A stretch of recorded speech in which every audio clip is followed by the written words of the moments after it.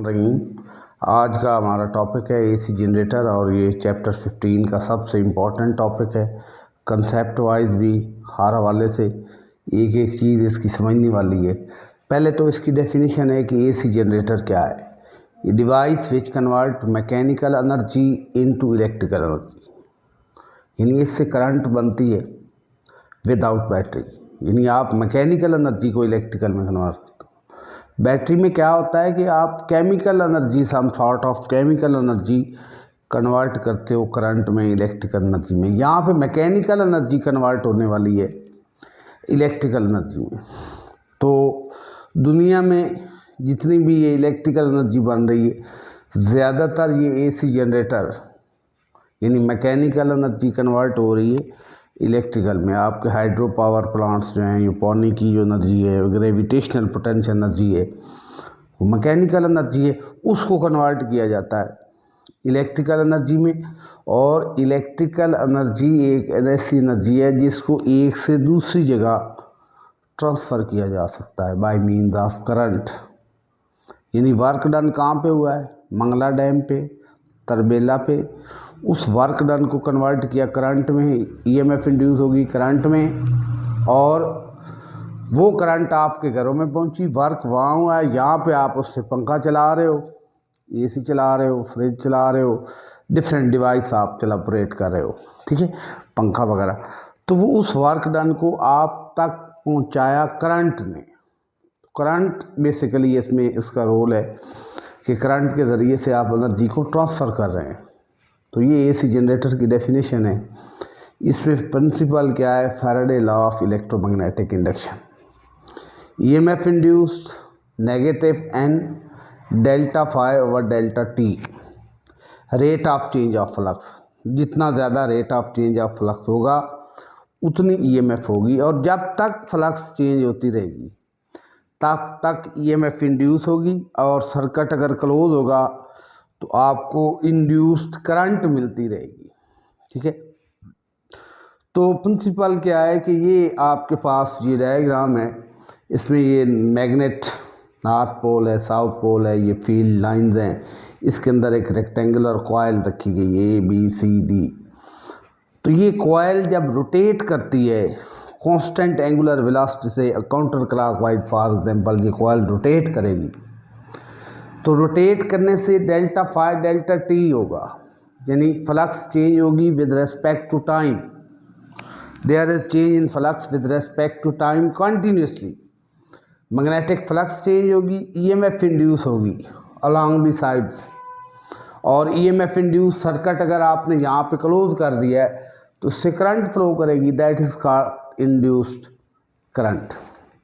और ये आपके पास एक्सिल है जिससे आप इसको मैकेनिकली रोटेट कर रहे हैं एंटी क्लॉकवाइज, और ये कॉइल इस वर्टिकल z प्राइम एक्सिस के गिर्द रोटेट करती है with velocity v, constant velocity v और कांस्टेंट एंगुलर वेलोसिटी v। अब बात आ जाए कंस्ट्रक्शन की। ये पोल मैग्नेटिक पोल है, पीसेज हैं, नॉर्थ पोल है, ये साउथ पोल है। इसके अंदर रेक्टेंगुलर कॉइल है। रेक्टेंगुलर कॉइल के नीचे जो एक्सल लगा है, इससे आप मैकेनिकली रोटेशन दे रहे हो, ठीक है। इस एक्सिस के अबाउट कॉइल जो है ऐसे काउंटर क्लॉकवाइज जो है वो रोटेट कर रही है। ये यहाँ पे स्लिप रिंग्स हैं S1 S2। स्लिप रिंग्स क्या है कि ये कॉइल से आपने आउटपुट क्या इंड्यूस करंट लेनी है। तो ऐसे है कि ये करंट है ना, ये स्लिप रिंग्स हैं, तो ऐसे स्लिप करती हुई कॉइल की लीड जा रही, कॉन्टैक्ट इसके साथ मेंटेन रखे हुए ताकि एक्सटर्नल सोर्स तक करंट जाए। अब कॉइल रोटेट कर रही है, रोटेटिंग कॉइल से आप आउटपुट करंट कैसे वायर लगा सकते हैं? वो तो लिपटी जाएगी। तो स्लिप रिंग्स हैं कॉइल्स की, ये एंड इस रिंग पे एक लीड इधर स्लिप कर रही है, एक इधर, और इस स्लिप रिंग्स के साथ कार्बन के ब्रशेज हैं। यहाँ पे आप ये देखें, जब ये कॉइल इससे टच करेगी और स्लिप करेगी तो ड्यू टू फ्रिक्शन स्पार्किंग हो सकती है।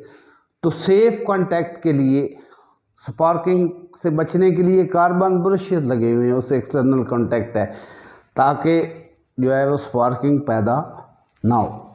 तो एक्सटर्नल लीड से आप यहाँ पे जब करंट की कॉइल रोटेट करती रहेगी, ईएमएफ लगातार चेंज होती रहेगी, मैग्नेटिक फ्लक्स लगातार कंटिन्यूसली चेंज होती रहेगी और आपको ईएमएफ मिलेगी, करंट मुसलसल कंटिन्यूस मिलती रहेगी।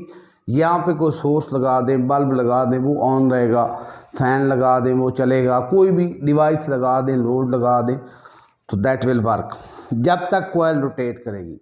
यूं ही इसकी रोटेशन ख़त्म होगी, rate of change of flux ख़त्म, EMF induce zero, induce current zero हो जाएगी। तो ये इसका लॉ है, Faraday law of EMI. EMI का मतलब इलेक्ट्रोमैग्नेटिक इंडक्शन। ये इसका टॉप व्यू है, यानी ऐसे कॉइल रोटेट कर रही है। कॉइल जब रोटेट करती with velocity V, B horizontal है, ये एंगल थीटा है, ठीक, ये एंगल थीटा है। तो कॉइल की चार साइड्स के अराउंड जो है ना ईएमएफ इंड्यूस होती है। ये साइड इसकी लेंथ एल, इसकी एल, ये साइड विड्थ कॉइल की, ठीक है।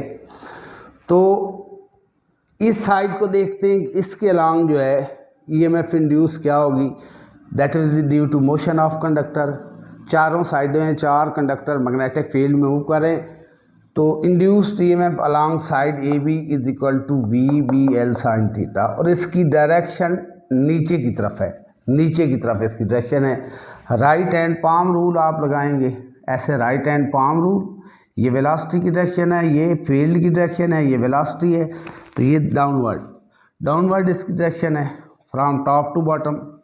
और ये वाली साइड पैरेलल, इसकी भी लेंथ एल है, इसकी भी लेंथ एल है, इसमें सेम मैग्नीट्यूड की ईएमएफ इंड्यूस्ड है, लेकिन करंट उसका जो इंड्यूस्ड है वो अपवर्ड है। अगेन राइट हैंड रूल, ठीक है। इस डायरेक्शन में जहाँ पर फिंगर है, इस डायरेक्शन में आप रखेंगे फील्ड को, और ये थंब वेलोसिटी के, ये हथेली आपकी पॉइंट अपवर्ड, तो ये इसकी डायरेक्शन अपवर्ड शो की गई। अब बाकी साइड, ये साइड हॉरिजॉन्टल साइड जो कॉइल की हैं, इनमें ईएमएफ इंड्यूस ही नहीं होती। क्यों इंड्यूस नहीं होती कि इस पे जो फोर्स लग रही है, मैग्नेटिक फोर्स लग रही है, वो चार्ज करंट की डायरेक्शन में नहीं है, वो चार्ज को अलोंग दी वायर मूव नहीं करवा सकती। जो फोर्स चार्ज को अलोंग दी वायर मूव ना करवा सके, उसका ईएमएफ इंड्यूस होता ही नहीं। तो ये लिखा है, there is no EMF induced along horizontal sides of the coil because force acting on the charges is not along the current. तो इसका ज़ीरो कर दें तो नेट ईएमएफ इन दो साइड्स की वजह से, ये side this plus this 2VBL sine theta. अब कॉइल चूँकि रोटेट कर रही है एंगुलर वेलोसिटी ओमेगा से, तो V is equal to R omega, we can use relation. V की वैल्यू आर ओमेगा यहाँ पर पुट की मैंने, V इज आर ओमेगा, ये V की वैल्यू पुट की यहाँ पे। अच्छा, इसको रीअरेंज करें, ओमेगा बी को पहले लिखें 2πRL साइन थीटा। 2πRL जो है ये एरिया ऑफ द कॉइल है। देखें ये रेडियस R है, ये भी रेडियस R है, तो 2R ये कॉइल की विड्थ हो गई और ये लेंथ होगी, width into length, that is a area of the coil. तो ईएमएफ इंड्यूस होगी WAB साइन थीटा। ये वो कॉइल है जब ये सिंगल कॉइल है, इसका नंबर ऑफ टर्न 1 है, 1 लूप की कॉइल है। अगर ई coil, same coil n turn की होती, इसमें n टर्न्स होते, तो ईएमएफ NWAB होता, n सिंपली उससे मल्टीप्लाई हो जाता। ये ईएमएफ इंड्यूस्ड है, ये जो ईएमएफ इंड्यूस्ड है, ये n कांस्टेंट है, एंगुलर वेलोसिटी कांस्टेंट है, एरिया कांस्टेंट है, b कांस्टेंट है, साइन थीटा वेरी कर रहा है। यानी ये वो कॉइल रोटेट करने से एंगल जो है वो चेंज हो रहा है, स्टार्ट में ये, फिर ये एंगल के चेंज होने से मैग्नेटिक फ्लक्स चेंज हो रही है, ठीक है। तो EMF induced is a function of sine theta. जिस तरह साइन थीटा वेरी करता है ना, वेव ग्राफ बनता है, इस तरह इंड्यूस्ड ईएमएफ भी है। तो हम एक स्पेशल केस लेते हैं कि मैक्सिमम इंड्यूस्ड ईएमएफ कब होगी, जब थीटा मैक्सिमम होगा, साइन थीटा की वैल्यू मैक्सिमम होगी, और साइन थीटा की वैल्यू थीटा 90 पे मैक्सिमम होती है। साइन 90 जो होता है वो 1 के इक्वल होता है। तो ये ईएमएफ इंड्यूस जो है वो मैक्सिमम होगी, और मैक्सिमम ईएमएफ इंड्यूस की वैल्यू आ जाएगी E0, वो 1 हो गया, NWAB, that is the maximum value of induced EMF. Sine 91 हो गया। जब कॉइल जो है वो होती है parallel to the field, theta 90 जब हो जाता है, कॉइल ऐसे रोटेट करके ऐसे हो गई, यानी यहाँ पे थी तो फ्लक्स तो मैक्सिमम थी, इस डायरेक्शन में यूँ हो गई, रोटेशन 90 की जब उसकी हुई है एंटी क्लॉक वाइज, तो फ्लक्स मैक्सिमम से ज़ीरो हुई, यानी ये चेंज इन फ्लक्स मैक्सिमम हुआ, तो वो ईएमएफ इंड्यूस उसमें मैक्सिमम होगी, NWAB। तो इस इक्वेशन में NWAB की जगह पे E0 साइन थीटा। इसका मतलब क्या हुआ कि इंड्यूस्ड ईएमएफ वेरीज साइनोसाइडली, यानी ये ऐसे वेरी करती है। स्टार्ट में इंड्यूस्ड ईएमएफ 0।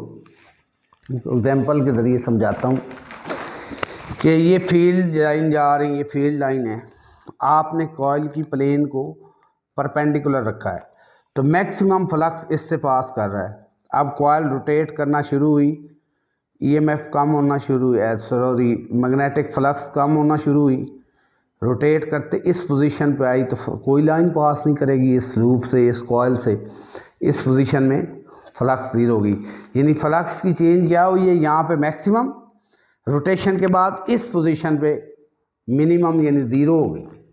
तो यही ग्राफ है कि स्टार्ट में ज़ीरो, मैक्सिमम, मज़ीद रोटेशन से फ्लक्स ईएमएफ इंड्यूस कम हो के फिर ज़ीरो, फिर दूसरी साइड पे मैक्सिमम, फिर कम हो के ज़ीरो, ऐसे साइन वेव की तरह ये चलती रहेगी। तो साइनोसाइडल फंक्शन है, EMF varies sinusoidal, sine wave की तरह चलती है, बढ़ती है, ज़ीरो से बढ़ती है, फिर कम होती है, फिर दूसरी साइड पे बढ़ती है, फिर कम होती है।